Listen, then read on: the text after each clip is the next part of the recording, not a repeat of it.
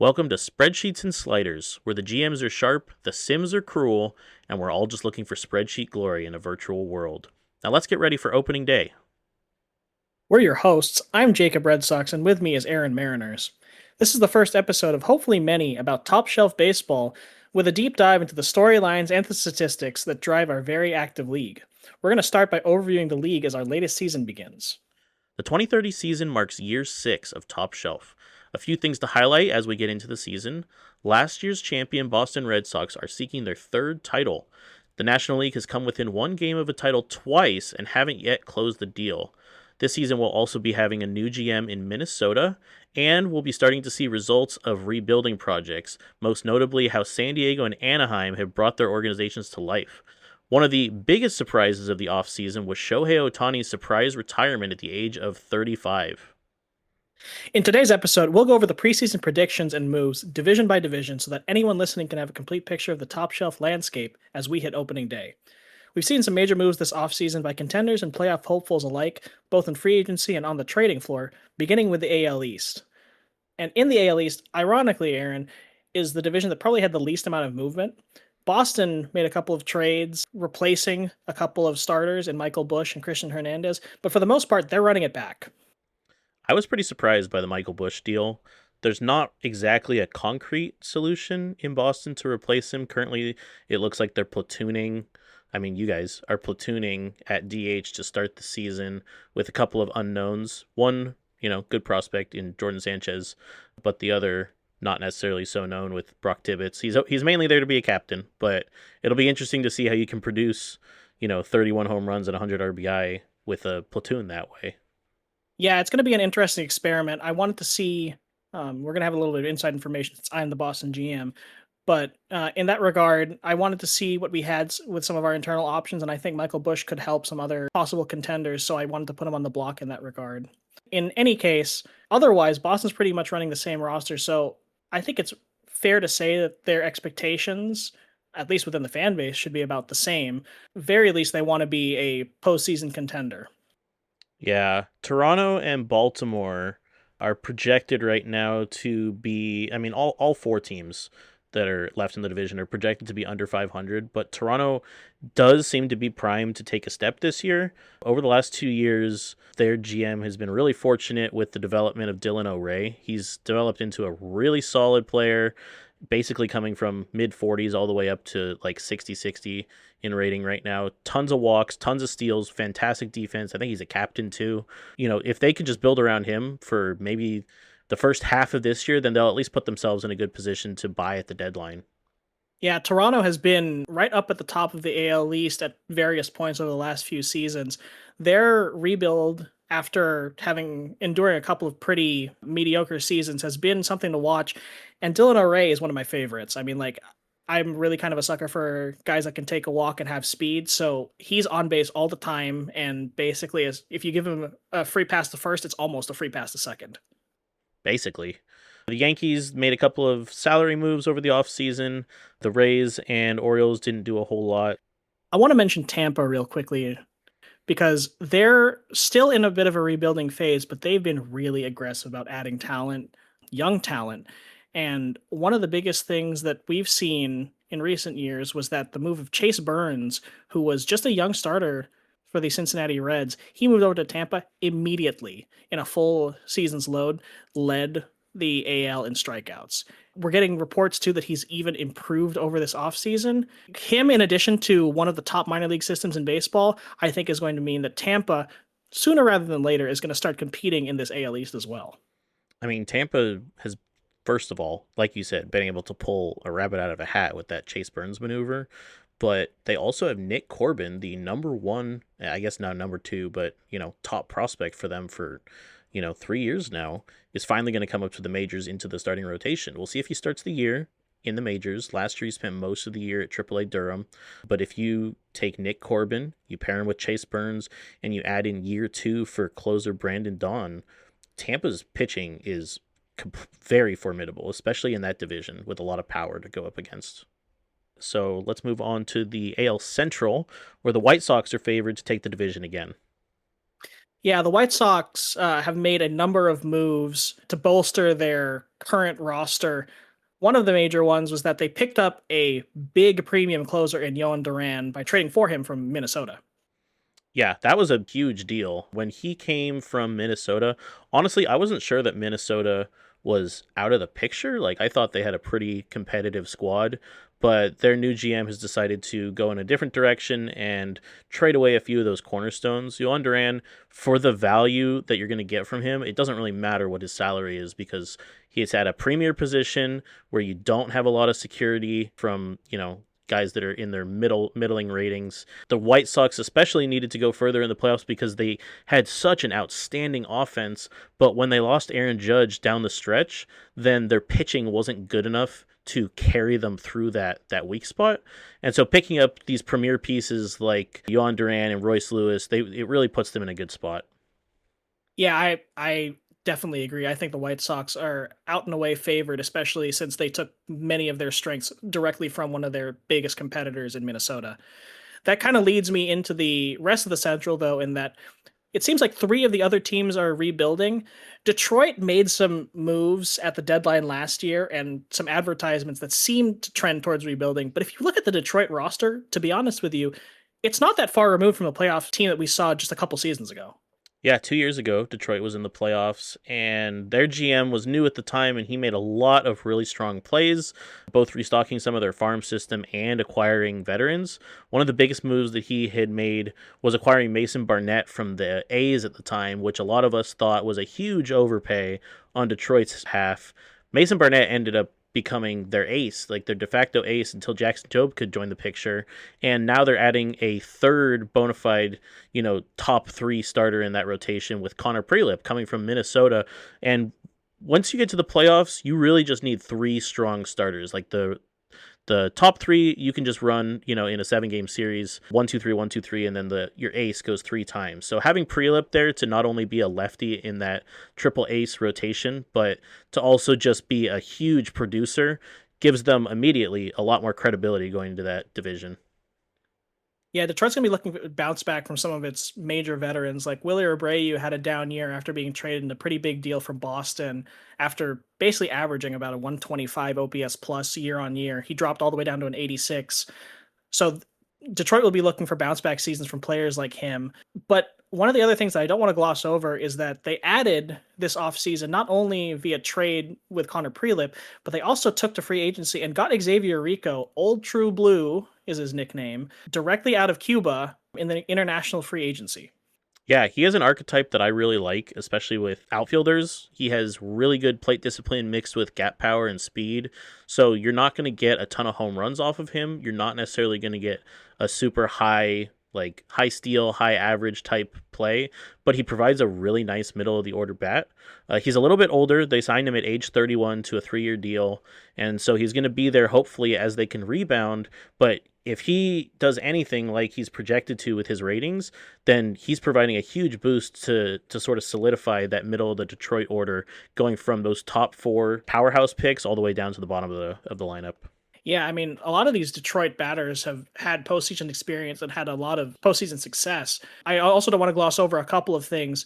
Ethan Holiday, one of baseball's top prospects, actually ranked number 4 by OSA, is in the majors. He will be starting likely at shortstop on opening day for the Detroit Tigers, and he's looking major league ready. He blistered AAA last year with a 317, 412, 546 slash line for a 959 OPS. Yeah, that was a big deal last year. I know that a lot of people had strong reactions to that Detroit Washington trade when that was pulled off at the deadline last year. It was really surprising because it didn't seem like, depending on what your scout had, you could see Ethan Holiday as a boomer bust prospect. It wasn't necessarily that he was going to be a guaranteed, star at the major league level, but fortunately for Detroit, he has a spot to play. He's done really well since he came over, so this is going to be his first chance to really prove himself before we see who got the better end of that Washington Detroit deal.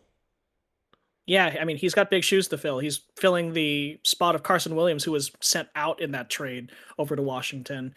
So he definitely has the talent. He's shown the numbers in minor league baseball, but whether or not that transfers to the majors at just 23 years old is remains to be seen.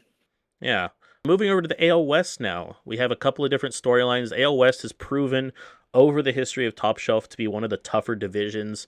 Seattle and Texas, we've had our fantastic rivalry over the last 5 years, and nowadays we're getting a nice, 3 or 4 teams that are here to scuffle. Seattle's won 100 plus games 3 years in a row. They are jokingly coasting into the playoffs every year just to get, smacked. But there's a chance that, with a couple different moves, we picked up Bryce Harper, we picked up Corbin Burns. There's huge risk involved in both of these deals because Bryce Harper doesn't necessarily have a place to play other than DH. And I traded away Gracia. AJ Gracia was a phenomenal rookie, 31 home runs right off the bat, and he was just DHing the whole year, so his WAR was kind of capped. And if he does anything for Arizona like he did for Seattle, it's going to be an easy win in Arizona's book. But if you look at what's happening in the AL West right now, Seattle and Texas have been at the top for a long time now, but Anaheim has come up really quickly in the last 2 years. And actually, this year, Vegas is kind of underrated. Yeah, Vegas, I think, is definitely an underrated team. Before we get to that, I kind of want to grab a little bit of an insider ask on you, too. I know that a lot of people in the baseball world were a little, I wouldn't say puzzled, but they were definitely taken aback at the movement of such a talented young player. I know that you can't divulge everything about your strategy, but could you give us a little thoughts onto the trades there that led him leaving Seattle? For Gracia, yeah, I thought that Gracia was a fantastic player. I've had a really solid outfield now for 3 or 4 years. Usually I'm rostering 4 really complete players. And right now that isn't where I need my strengths to be. Gracia is really, really strong as a player, but he doesn't have fantastic defense and he's not very good against same-handed pitching.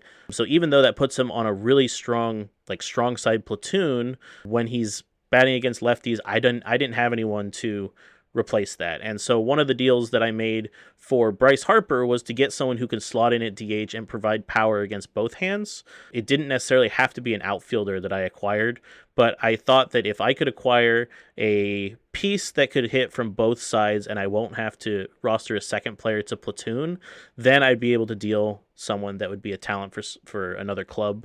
One of the things to consider is that I don't have a lot on the payroll to extend someone like Gracia right now. So, there's a little bit of a financial burden there where even if I were to clear some space for him, I might not be able to be as competitive as possible. So it's really a win now move that I went all in on. It's got a lot of risk. Like Burns has to have a huge bounce back season, but I'm hoping that it pays off for this year and possibly next year. I mean, yeah, well, we've seen Seattle, Top Shelf veterans have seen Seattle at the top of the win charts every single year, basically since its inception. So I don't blame you for shaking things up as, you watch your division rival win two rings at your behest, or rather at your expense, excuse me. But that's really interesting. I appreciate you letting us know about that. Moving on to that rival real quickly, Texas is looking to reclaim the West. They've been the runner up in the West for a number of years now, but they're the ones that seem to keep pushing later into the postseason. That wasn't the case this last year. We finally were able to best them in the playoffs, but they did make a couple of big acquisitions. Jo Adell is not the headliner, but he's a decent fourth outfielder DH type to replace Josh Lowe's production, and he's done well in recent years. But I think the big elephant in the room for that one is the addition of Sal Frelick. He was one of the engines for the Chicago White Sox last year, and now he's come to Texas. Yeah, Frelick's a huge acquisition. I know that he went for a few weeks in the offseason without being signed, but he was one of the first people off the board. I am really curious to see how he works out for Texas. Obviously, he's a great addition to their offense. Usually their offense has a ton of power, ton of speed, a little bit less in the contact department, and Frelick can definitely do a lot for contact and for OBP. The one concern that I have is dishing out that amount of money for a player that's only had one real year at that level of production.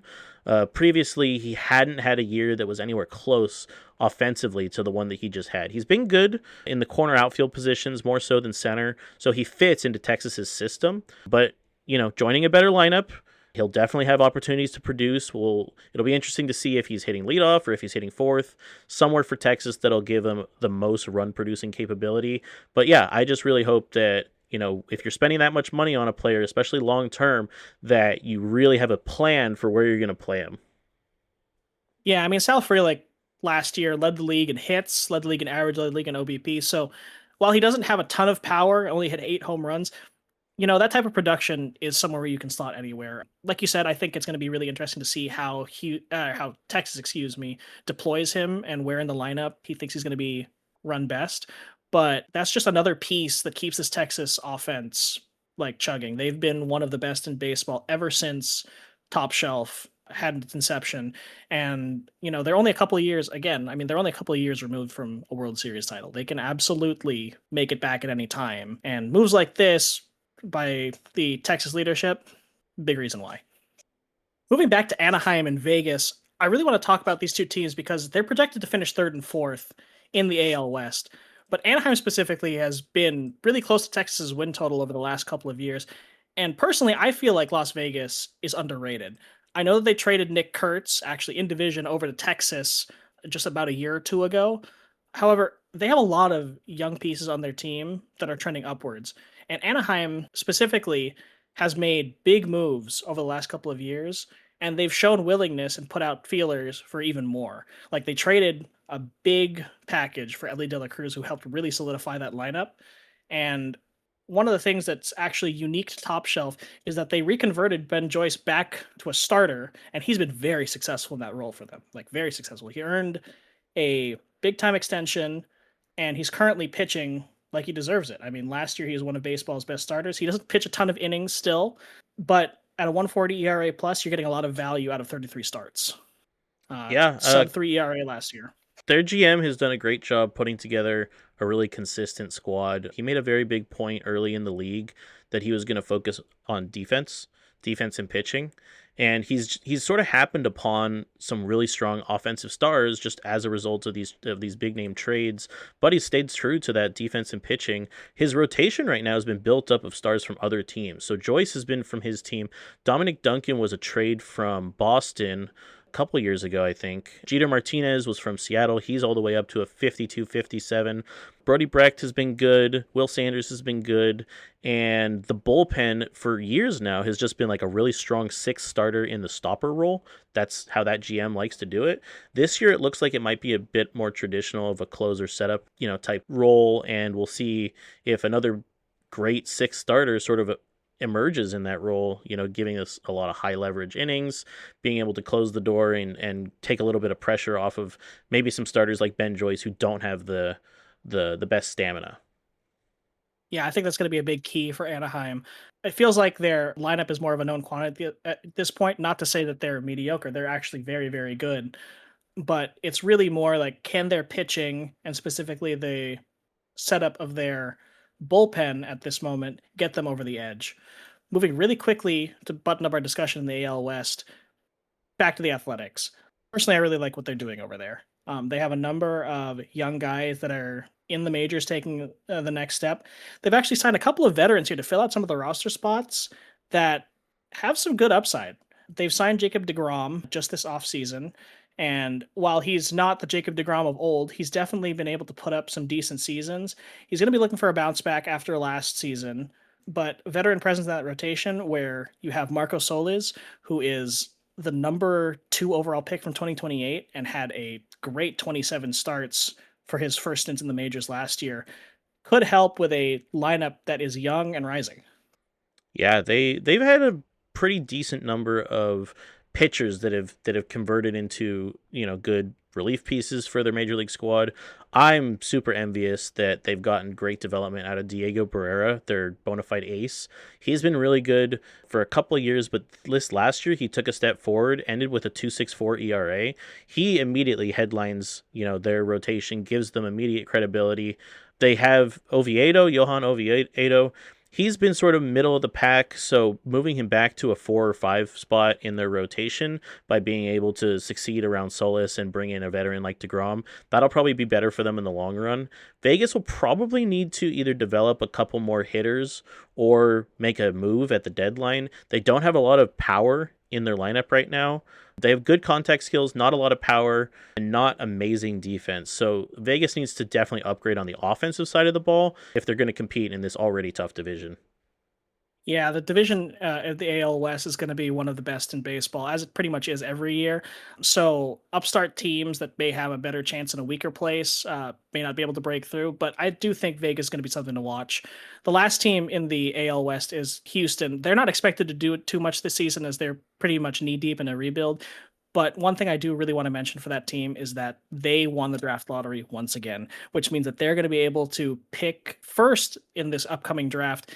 And sitting at that top, there's no confirmation yet, but there's another really good major league ready pitcher that may be expected to go first overall. And it's really, really big for that rebuild if Houston can pair that player with Georgie Larson.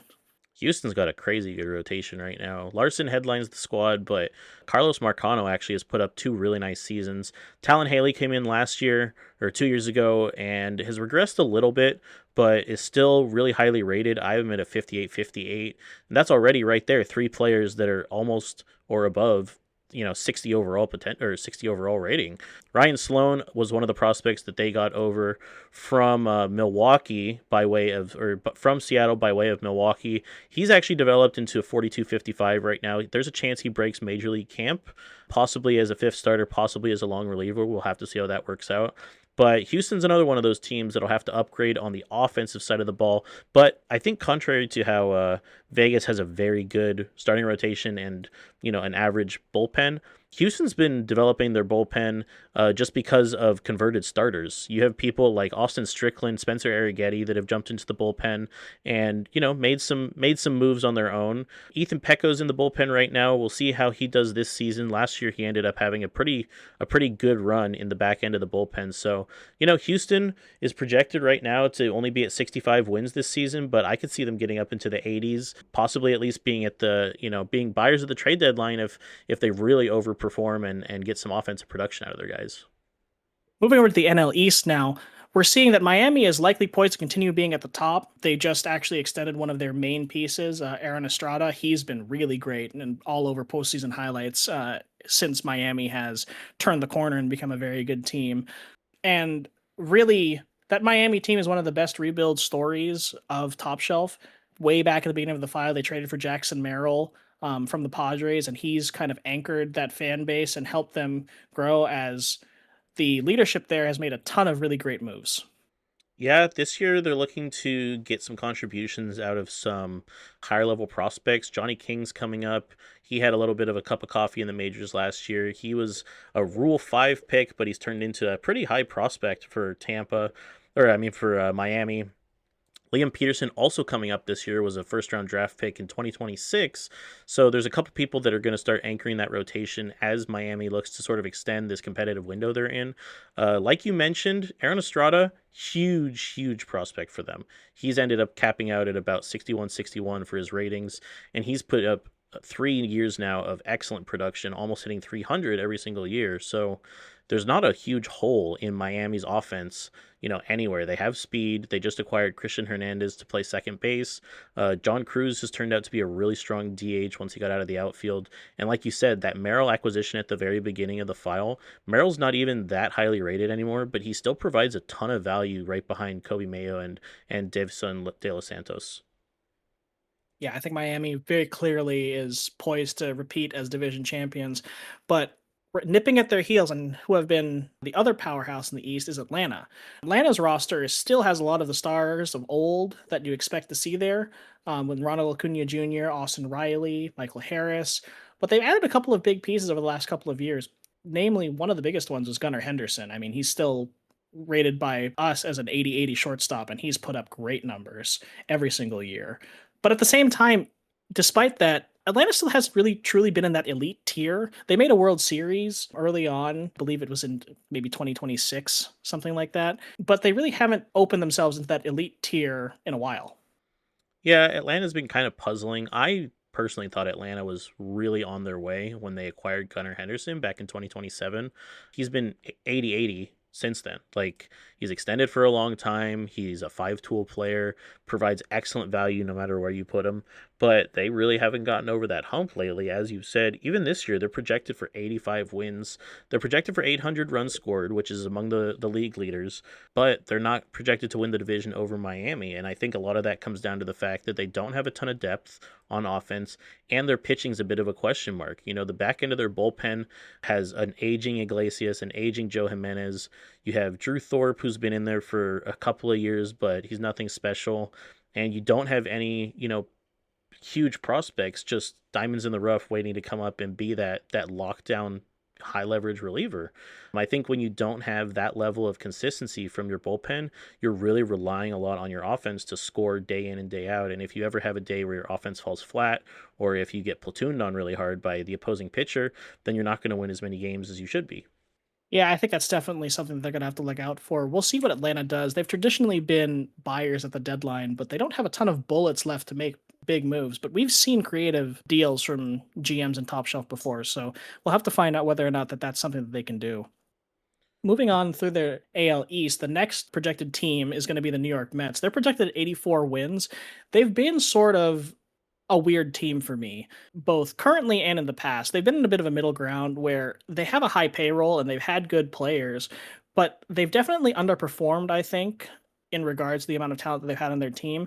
And now they've actually made some moves that looked like salary dumps at the time, but now they actually added a couple things. They signed Jake McCarthy to play left field for them, I believe. He's on a fairly big deal. It's just it's hard for me to know what to expect from the New York Mets this year. Yeah, there's a couple different things that I'd like to point out about that. Last year, when I, of course, for some reason, gave George Kirby an opt out, he ended up signing with the Mets. And I thought that that would really bring the Mets into a huge competitive window. Kirby ended up regressing like 10 points. He went down so quickly. And that's really unfortunate for Mets ownership because Kirby was a bona fide ace for every year that he was in Seattle. And when you're committing that much of the salary to him, then you really need higher production than what he's giving. On offense, the Jake McCarthy deal is a bit of a puzzler for me. Like he's a good player. He put up 3.1 WAR last year, but 1.2 the year before. The biggest transition for him coming to the New York Mets is if he's still going to be in left field. He was always been a below average center fielder for Arizona. Last year, Kansas City signed him, moved him to left, and he had a fantastic defensive season, which provided a lot of his value. He's another one of those contact speed guys that's not really going to wow you with his numbers, but provides a great leadoff threat. He's decent against both hands. So he could be sort of a catalyst to that offense, but we're going to have to see what the Mets do. They aren't as engaged as some of the other teams that we see, and so it's hard to get a bit of a read on the Mets and what their thinking is. But they have a solid squad. They have a lot of money. There's a good chance that they can make a run whenever they want to.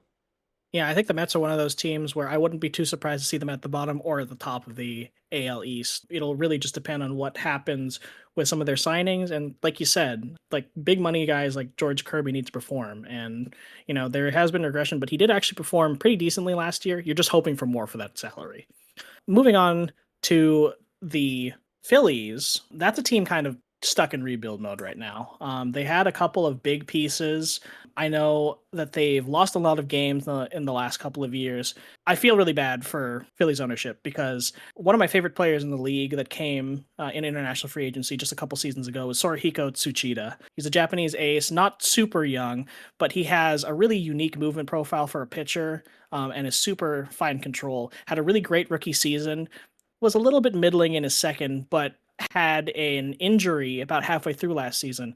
He was expected to make the opening day roster after rehab, but unfortunately, just recently had a setback that's going to push him out for another 14 months. Yeah, Philly's going to be missing out on that.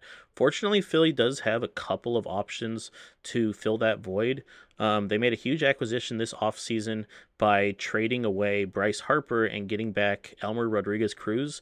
He was one of the pieces that Seattle had been developing for a couple of years, and it was a really hard sell, honestly, for me to give that piece up because he had a good year for me last year. Honestly, he just missed a couple of starts and I ran out of room for, him in the rotation. He's going to immediately slot into Philly's rotation in the middle or the back.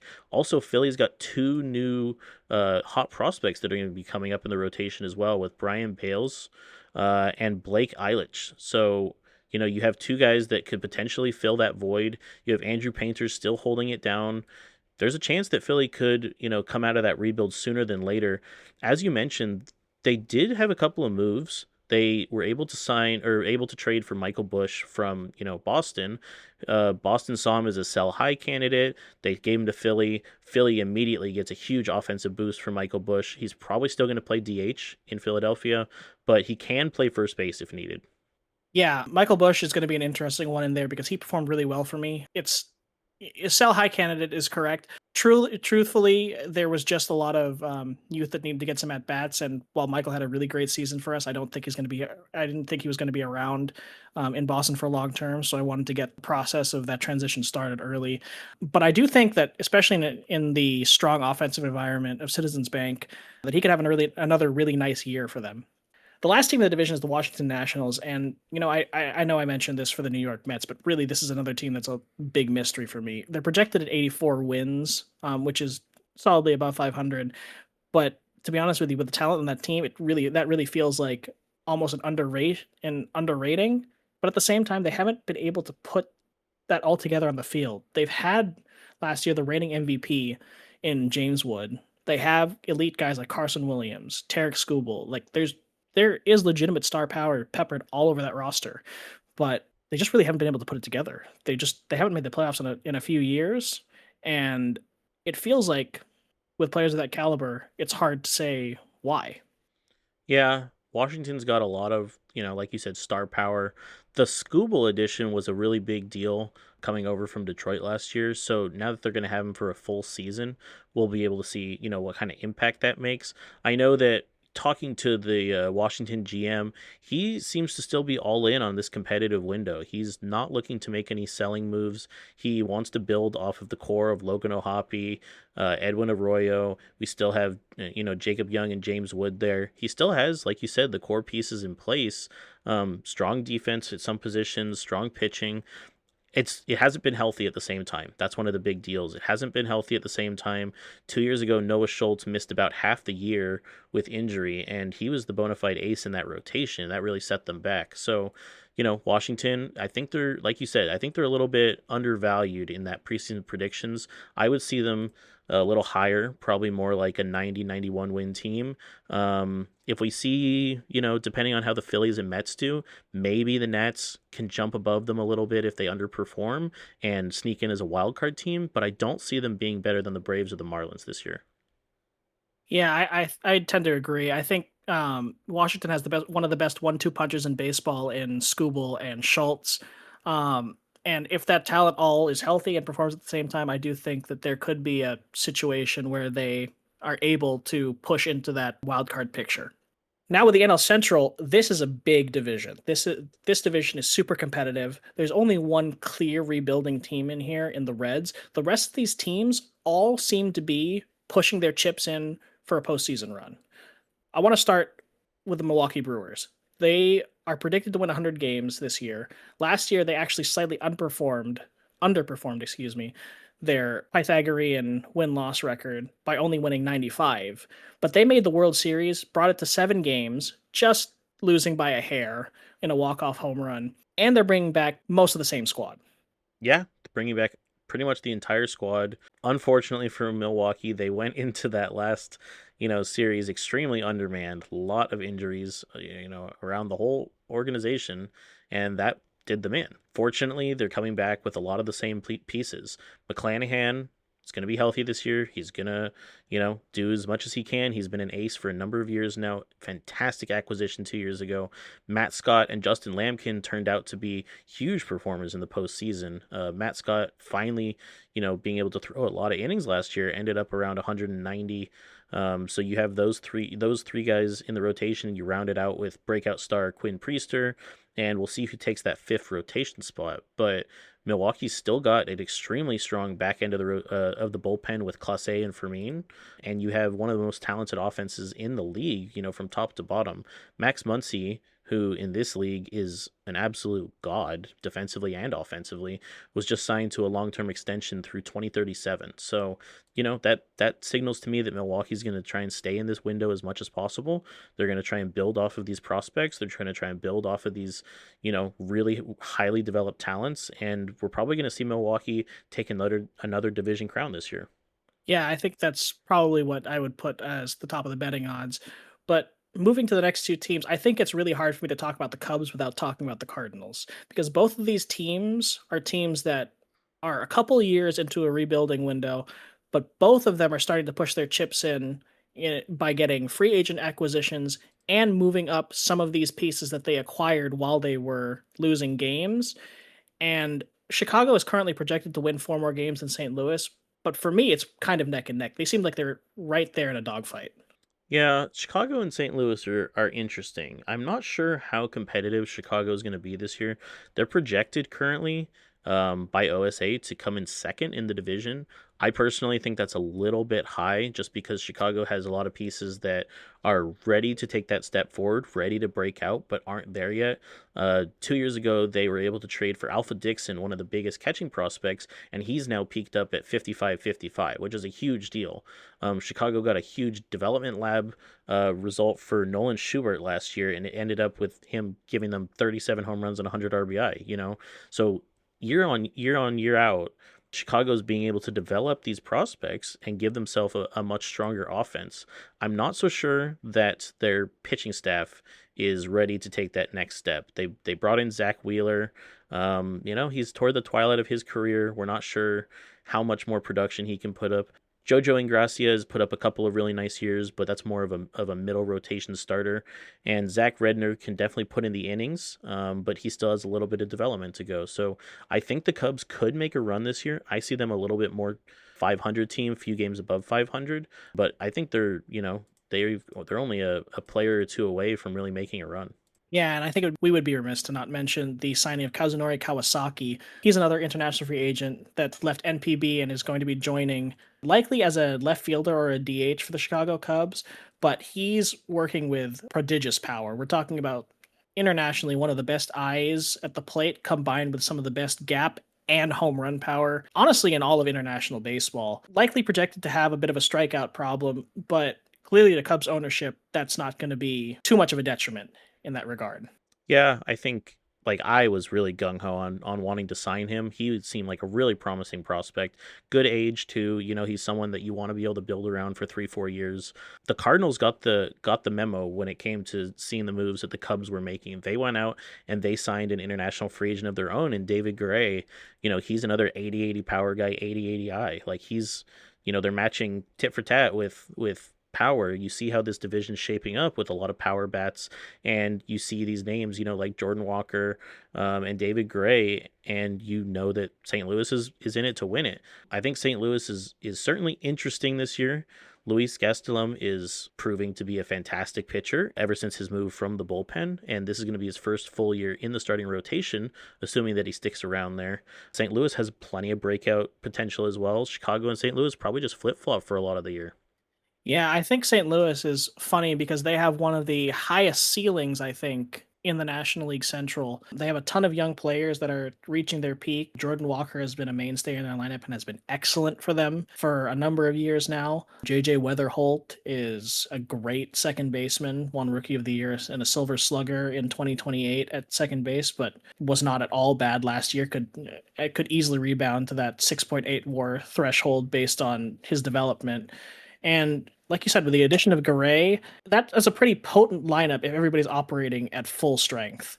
I also want to point out that along with Gastelum, they've moved Chung Hao Guao back to the closer role after trying to convert him to a starter for a couple of years. This is a pretty interesting move for me because he was pretty decent there, but honestly nothing spectacular. However, he actually advertised in international free agency back in 2026, so 4 years ago when he was already 33, that he wanted to be a starter. St. Louis took the plunge trying to convert him to a starter. Didn't quite make it, but now we're going to see whether or not at 37 he can convert back to closing. Yeah, he had a pretty decent year last year in that closer role. 37 saves for a St. Louis squad that, was on the cusp. If he can continue at that level of production, then at least St. Louis will have some security at the back end of the bullpen there.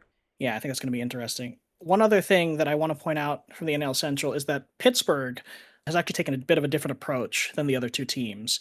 However, they were actually the closest last year to making the playoffs. Pittsburgh hasn't made a ton of moves and not a ton of big splashes.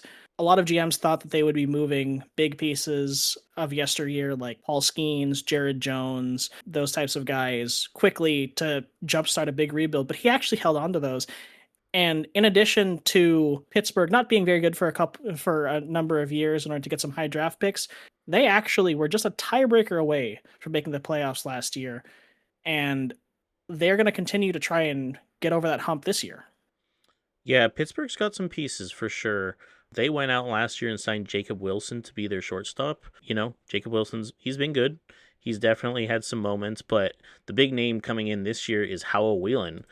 He has been the number 2 and number 3 prospect for the majority of his time in the minors. He's right now at number 13, but he's probably major league ready. The thing about Whelan is he hasn't played very many games in the minor leagues. He was only drafted last year, 3rd overall. He made it up to Double A, which is obviously very impressive, and he has a place to play if he hits the majors right now. But actually, the prospect that I'm more interested in seeing right off the bat is Edward Florentino in left field. The last 2 years, he's put up a ridiculous number of home runs in the minors. He put up 39 in 2028, 25 last year, and fewer games started. This year, if he makes it in the bigs, he's looking at least 30 35 home runs with a ton of power against right-handers. So if he comes in, plays a decent left field or first base, that's a huge boost to Pittsburgh's lineup and puts them in contention to be right there with Chicago and St. Louis to put some power on the table. Yeah, I think that's going to be one of the teams to watch as well. Like all this young talent basically overflowing in the Central Division is going to make for a pretty competitive, at the very least 2 through 4. But realistically, if some of these teams peak, they could maybe challenge the Brewers as well. Although, again, most people would think that the Brewers would probably take first place here. Cincinnati's pretty knee deep in their rebuild as well. It's hard to comment right now because they're positioning themselves for better draft picks. So there's not too much major league strategy, although players like Daniel Cuvette, who actually was rookie of the year last year and led the league in slugging, OPS, and home runs with 56 as a rookie, means that there might be brighter futures ahead. Yeah, I'd say Cincy has a piece there. I have Cuvée, I've had him in my draft in a different league, and he's always had this huge power potential. So it was a huge boost to them to be able to see some sort of power production out of a team that, like you said, hasn't been performing their best over the last couple of years. Hopefully that they can put together another couple good pieces. They've been acquiring, instead of hardware, they're acquiring, new draft picks. So whether that becomes, superstars in the future or whether that just becomes, trade ammo to get themselves some people at the deadline, maybe Cincy can pull something off, but they're definitely the odd ones out for the next year or two. Yeah, I would say so. Now, to finish up our discussion, we're going to move to the NL West. This is another interesting division.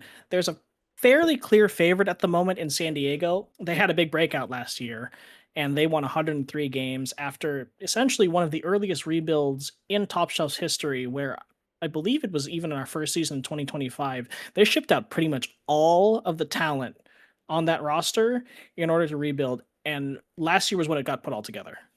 Yeah, San Diego's been a very interesting story throughout the history of Top Shelf. They're really critical to the lore of, how the league has developed over the last 5 years.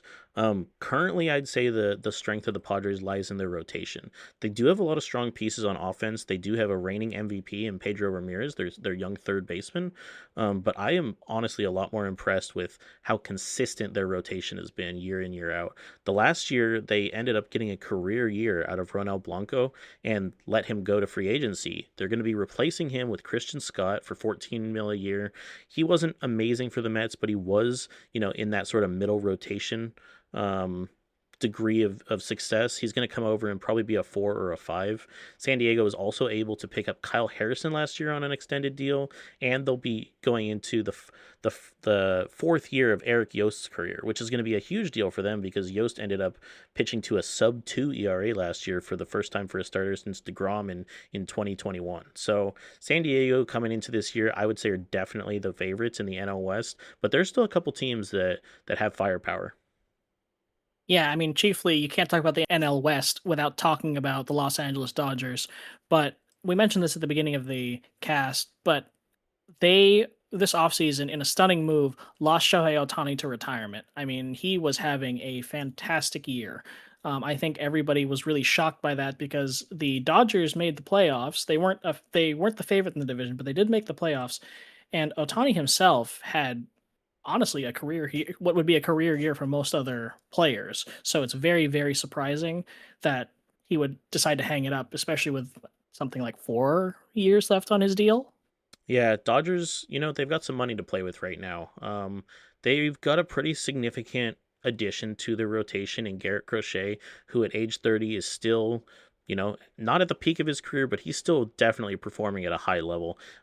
He adds to an already extremely strong rotation with Roki Sasaki and Yoshinobu Yamamoto right there at the top. Nate Snead ended up coming in last year and performing at a high level. He's going to be there for their 4 or 5, and then we'll see who rounds out that rotation in the back.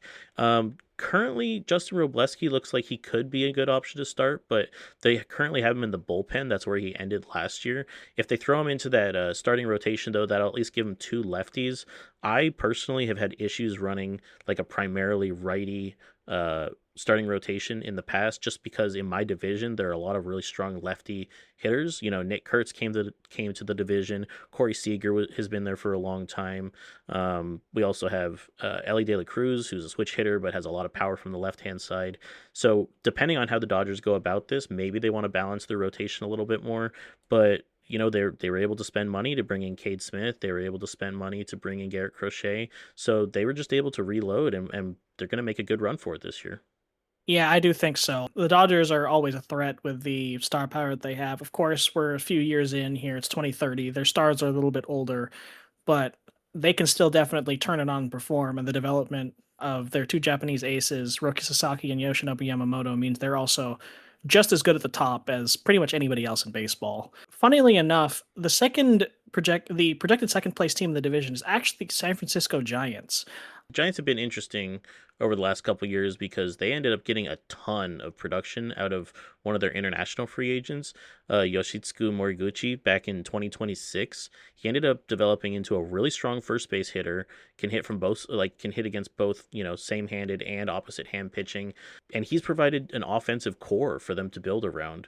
Coming into this year, though, the Giants' prized acquisition in free agency was Hunter Green. So he was a former starting pitcher with Cincinnati.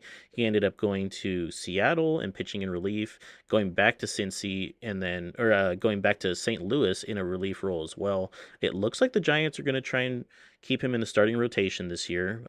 As the guy who brought him to Seattle, I thought that he was better as a reliever just because not only is he fragile, but he has that really, really strong fastball slider core, and his, secondary pitches after that I didn't find as strong. He didn't pair it with very good control, so I found it better for him to come out of high leverage situations rather than going through a lineup 2 or 3 times. If he can return to form as a starter with the Giants, the Giants have a really good piece to build around at a good price point. They got Hunter Green for just under 14 mil a year for the next 3 years, and he could perform. I just, I'm a little bit cautious to project them that highly with converting a reliever back to a starter. Yeah, I think they definitely have the upside available, but 89 wins at this stage, especially with how their ownership has signaled to be a bit of a seller in the last couple of years, seems optimistic. But they definitely do have the pieces to prove that prediction correct and to prove us wrong. Moving on, the Colorado Rockies are actually projected to be an above 500 team this year, which would be quite the news considering that they haven't been above 500 yet in the history of Top Shelf. They're leading a pretty big rebuild over there, but I know that a couple of pieces for sure have definitely come to the majors and matured. Charlie Condon is chiefly among them. He's got big power, still has some growing to do in other aspects of his game, but big power in Coors, that'll always play. Oh, 100%. He's their, basically their star. He's their guy. Colorado's gone through a few different starting pitchers over the last few years trying to find the guy that's going to stick. They ended up finding Wyatt Halverson in the 2026 draft, who developed over the last 2 years to be a much better starting pitcher than he has been in the minors previously. And so this is going to be his first full year in the majors. He's up to 50-50 overall potential, and he's on a minimum deal. So if the Rockies can get, 3-4 years out of him at that same level that he performed last year, then that's really impressive for Coors, and you just need to pair another bat or two with Halverson, and you've got a contender. I definitely think so. We might be seeing Rocktober sooner rather than later.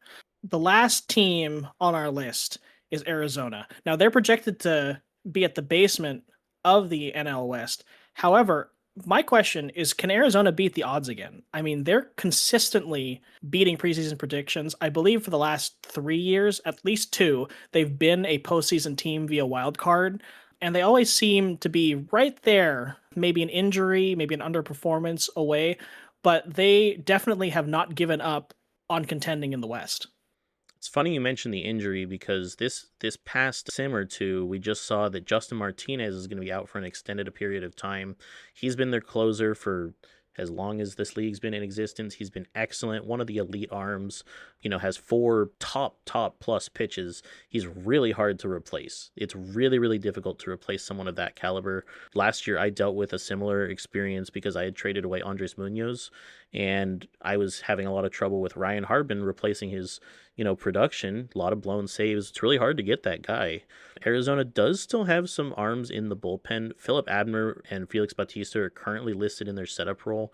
We'll have to see, maybe one of them can help fill the shoes. I know that Hayden Birdsong was a big acquisition for them coming into last year, and he didn't do a ton at the major league level in a relief role, but he does still have the stuff in order to make it happen. I'm guessing that the situation won't be resolved by the time spring training comes to a close, but it'll definitely be a little bit, more managed by the time we get to the regular season. Arizona does have a really strong starting rotation. We have Jacob Steinmetz, who got Cy Young votes this year.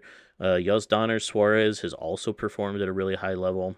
And Griffin Herring rounds out that core with a 2.52 ERA last year. Arizona's got a seriously strong rotation, and then they just picked up AJ Gracia, who is immediately fitting right into their 3-4 hole with Rafi Devers and Corbin Carroll. So, Arizona, like I said, could make a run. We're just going to have to see how they can fix that back of the bullpen situation before, we really know what they're all about. Yeah, I think the key to Arizona beating those projections and continuing to be that sort of upset team that beats their projections is that they're going to need to use all the slugging in that lineup to create leads until Justin Martinez returns. I mean, I think, like you said, there are some options, but it's really hard to replace Justin Martinez. So winning games by comfortable margins is probably the best bet to stacking wins. He is out for 4 months, which means that he'll be returning towards the end of the season. If he's able to get there, then I think, and Arizona is still in a postseason picture, I think that they can really gear up to make some noise. But it's going to be a lot on the lineup and the rotation to hold while their bullpen is missing their leader. All right, and with that, this has been Aaron Mariners and Jacob Red Sox on Spreadsheets and Sliders. We'll see you back around the trade deadline as we discuss the playoff hunt. Play ball.